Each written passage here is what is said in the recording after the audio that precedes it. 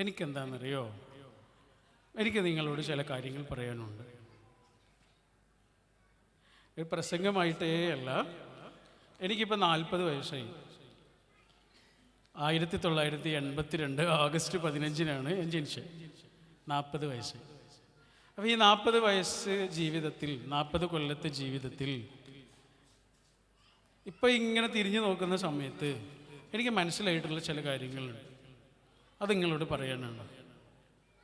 ഞാനിങ്ങനെ ഒരു സ്ഥലത്തും പ്രസംഗിച്ചിട്ടില്ല.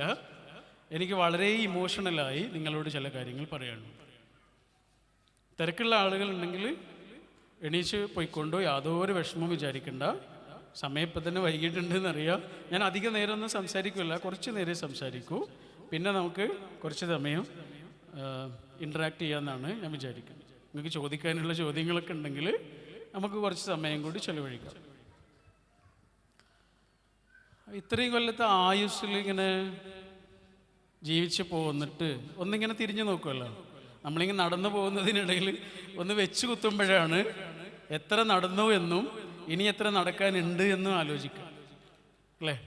വെച്ച് കുത്തിയിട്ടില്ലെങ്കിൽ ആ പോക്ക് അങ്ങനെ പോകും. അതേപോലെ ഈ ഒരു വർഷത്തിൻ്റെ എൻഡ്, അവസാനമൊക്കെ അങ്ങനെയുള്ള ഒരു തിരിഞ്ഞു നോട്ടത്തിനാണ് ശരിക്കും നമ്മൾ സമയം കണ്ടെത്തേണ്ടത്, അല്ലേ? ജനുവരി എന്നുള്ള പേര് തന്നെ ഉണ്ടായത് ജാനുസ് എന്നുള്ള ഒരു സങ്കല്പമുണ്ട്, ഒരു ദേവസങ്കല്പം. ആ ദേവസങ്കല്പത്തിൻ്റെ പ്രത്യേകത, അതിന് 2 തലകളുണ്ട്. ജാനുവരി എന്ന് പറഞ്ഞാൽ 2022 കാണുന്നു, 2023 നോക്കുന്നു. 2 തലകൾ, 2 കാഴ്ചകൾ ഒരേപോലെ പ്രവർത്തിക്കുന്നു എന്നുള്ള സങ്കല്പത്തിൽ നിന്നാണ് ജാനുവരി എന്നുള്ള പേരുണ്ടായത് തന്നെ. എനിക്ക് തോന്നുന്നുണ്ട് ഞാൻ അധിക കാലമൊന്നും ജീവിക്കില്ല, ഇനി വളരെ കുറച്ച് കാലം കൂടെ ജീവിക്കുള്ളൂ എന്ന് ഒരു ഇൻഡ്യൂഷൻ ഉണ്ട്. അത് വെറുതെ ഒരു ഇൻഡ്യൂഷനാണ്. ചിലപ്പോൾ അങ്ങനെയൊന്നും ആവില്ല. നമുക്കൊരു ഇൻഡ്യൂഷൻ ഉണ്ടാവില്ല, ഗട്ട് ഫീൽ ഉണ്ടാവില്ല. എനിക്ക് അങ്ങനെ ഒരു ഗട്ട് ഫീൽ ഉണ്ട്. അപ്പോൾ അങ്ങനെ ഒരു ഗട്ട് ഫീൽ ഉണ്ടാകുമ്പോൾ സ്വാഭാവികമായിട്ടും ഒന്ന് പിറകിലേക്ക് ചിന്തിക്കണം. എൻ്റെ കാക്ക മരിച്ചത് 26-ാമത്തെ വയസ്സിലാണ്. എൻ്റെ തൊട്ട് മുകളിലുള്ള ആളായിരുന്നു. ഞങ്ങൾ 4 ആൺകുട്ടികളായിരുന്നു. ഞാൻ അവസാനത്തെ ആളാണ്. എൻ്റെ തൊട്ട് മുകളിലുള്ള ആളായിരുന്നു. അവൻ്റെ കല്യാണത്തെക്കുറിച്ചൊക്കെ ഏകദേശം ആലോചിക്കുന്ന സമയത്താണ്, അല്ലെങ്കിൽ അവനൊരു പുതുമാരനായൊക്കെ ഇറങ്ങേണ്ട ഒരു സമയത്താണ് അവൻ്റെ മൃതദേഹം, മയ്യത്ത് പള്ളിയിലേക്ക് എടുക്കുന്നത്. അപ്പോൾ അവൻ്റെ മരണത്തിനൊക്കെ ഉണ്ടായിട്ടുള്ള ഒരു മരണചിന്ത ശരിക്കും എല്ലാ നിമിഷവും ഇങ്ങനെ ഭരിച്ചുകൊണ്ടിരിക്കുന്നത്. അത് മനുഷ്യൻ്റെ ഒരു ദുര്യോഗമാണ്. വേറെ ഒരു ജീവജാലത്തിനും അതില്ല കേട്ടോ, മനുഷ്യന് മാത്രമേ ഉള്ളൂ. അത് നിങ്ങൾ ആലോചിച്ച് നോക്കിയിട്ടുണ്ടോ? മനുഷ്യന് മാത്രമേ മരണചിന്ത ഉള്ളൂ. അത് നമ്മുടെ വലിയ ഒരു ദുഃഖവുമാണ്. അടുത്ത നിമിഷം അറവിന് കൊണ്ടുപോകുന്ന ഒരു കാളയ്ക്കോ ഒരു പോത്തിനോ ഒരു ജീവജാലത്തിനോ പോലും മരണത്തെ പേടിയില്ല. കാരണം മരണത്തെക്കുറിച്ച് അതിന് അറിയില്ല. മനുഷ്യന് മാത്രമാണ് ഈ അറിവുള്ളത്. അതുകൊണ്ടാണ് നമ്മുടെ പേര് തന്നെ മർത്യൻ എന്നാണ്, അല്ലേ? മർത്യൻ എന്നുള്ള വാക്കിൻ്റെ അർത്ഥം എന്താണ്? എന്താ? മൃത്യു ഉള്ളവൻ. അവരുടെ പേരാണത്, മർത്യൻ. നമ്മളല്ലാത്ത കാര്യങ്ങൾക്കൊക്കെ വിളിക്കുന്ന പേരെന്താ? ജീവി എന്നാ പറയാ, അല്ലേ? ജീവി എന്നല്ലേ പറയാ. കാരണം അവർക്ക് ജീവിതത്തെക്കുറിച്ചുള്ള ആലോചന മാത്രമേ ഉള്ളൂ. നമ്മുടെ ഒരു പ്രശ്നം മരണത്തിനെ കുറിച്ചുള്ള തികച്ചും അനിശ്ചിതത്വം നിറഞ്ഞ ഒരു അവസ്ഥയെക്കുറിച്ചുള്ള നിരന്തരമായ ബോധം നമ്മുടെ ഉള്ളിലുണ്ട്. നമ്മുടെ മോനോ മോളോ സ്കൂളിൽ നിന്ന് തിരിച്ചു വരാൻ വൈകുമ്പോഴേക്ക് നമുക്ക് പേടി ഉണ്ടാവാനുള്ള കാരണം എന്താണ്? മരണബോധമാണ്. നമ്മുടെ കയ്യിൽ ഇങ്ങനെ പിടിച്ചിരിക്കുന്ന പളുങ്കിൻ്റെ ഒരു ചില്ല് ഇങ്ങനെ താഴേക്ക് വീഴുമോ എന്നുള്ള പേടി ഉണ്ടാവാനുള്ള കാരണം എന്താണ്? താഴെ വീണാൽ അത് പൊട്ടിപ്പോകുമോ എന്നുള്ള നമ്മുടെ പേടി കൊണ്ടാണ്. ഇതേപോലെ തന്നെ മർത്യൻ. എങ്ങനെ കഴിയുന്നു എന്ന് ചോദിച്ചാൽ നമ്മൾ എന്താ ഉത്തരം പറയാ? സുഖമായി കഴിയുന്നു എന്ന് പറയും.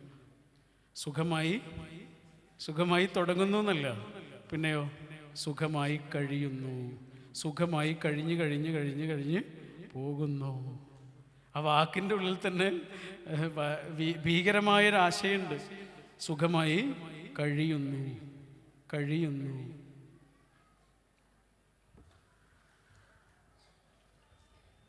വെയിൽ വെള്ളത്തിലേക്കെന്ന പോലെ നീ എന്നിൽ പ്രവേശിച്ചു. മഞ്ഞുതുള്ളി ഇലയിൽ നിന്നെന്ന പോലെ പിരിഞ്ഞു പോവുകയും ചെയ്തു. വെയിൽ വെള്ളത്തിലേക്കെന്ന പോലെ നീ എന്നിൽ പ്രവേശിച്ചു. മഞ്ഞുതുള്ളി ഇലയിൽ നിന്നെന്ന പോലെ പിരിഞ്ഞു പോവുകയും ചെയ്തു. നന്ദിയുണ്ട് നിന്നോട്, നന്ദിയുണ്ട് നിന്നോട്. കുറച്ചു നേരത്തേക്കെങ്കിലും ഈ കെട്ടിക്കിടപ്പിനെ സ്ഫടികം എന്ന് തോന്നിച്ചുവല്ലോ. വെയിൽ വെള്ളത്തിലേക്കെന്ന പോലെ നീ എന്നിൽ പ്രവേശിച്ചു. മഞ്ഞുതുള്ളി ഇലയിൽ നിന്നെന്ന പോലെ എടോ നീ പിരിഞ്ഞു പോവുകയും ചെയ്തു. പക്ഷേ എനിക്ക് നിന്നോട് നന്ദിയുണ്ട്.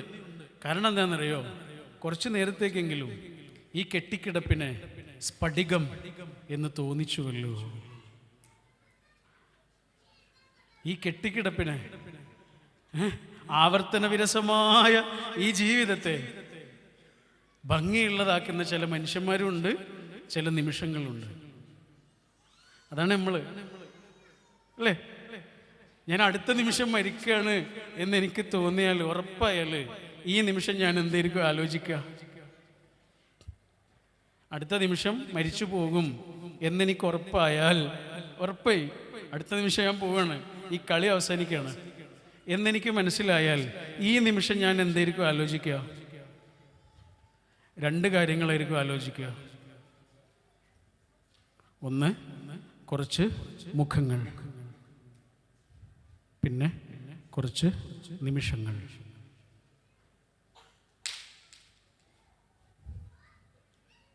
വൈക്കം മുഹമ്മദ് ബഷീറിനോട് ഒരു അഭിമുഖത്തിൽ എം.എൻ. കാരശ്ശേരി ചോദിക്കുന്നുണ്ട്, ബഷീറിൻ്റെ ജീവിതത്തിലെ ഏറ്റവും സന്തോഷം നിറഞ്ഞ നിമിഷം ഏതായിരുന്നു?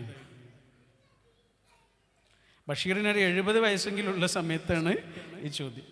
എത്രയോ അവാർഡുകൾ കിട്ടിയിട്ടുള്ള ആളാണ്, എത്രയോ വലിയ അംഗീകാരങ്ങൾ കിട്ടിയിട്ടുള്ള ആളാണ്, എത്രയോ വലിയ പുസ്തകങ്ങൾ എഴുതി പബ്ലിഷ് ചെയ്തിട്ടുള്ള ആളാണ്. ആ ആളോട് ചോദിക്കുകയാണ്, ഈ ആയുസ്സിൽ ഏറ്റവും മനോഹരമായ നിമിഷം ഏതായിരുന്നു? ബഷീർ എന്താ പറഞ്ഞത് അറിയോ? ബഷീറിൻ്റെ മോനുണ്ട് അനീസ്. അനീസ് ചെറിയ കുഞ്ഞായിരിക്കുന്ന സമയത്ത് അനീസിനൊരു പ്രശ്നം ഉണ്ടായിരുന്നു. കരഞ്ഞിട്ട് ശ്വാസം നിലച്ചു പോകുന്ന ഒരു അസുഖമുണ്ട്. ചില കുട്ടികൾക്ക് അങ്ങനെ ഉണ്ടാവില്ലേ?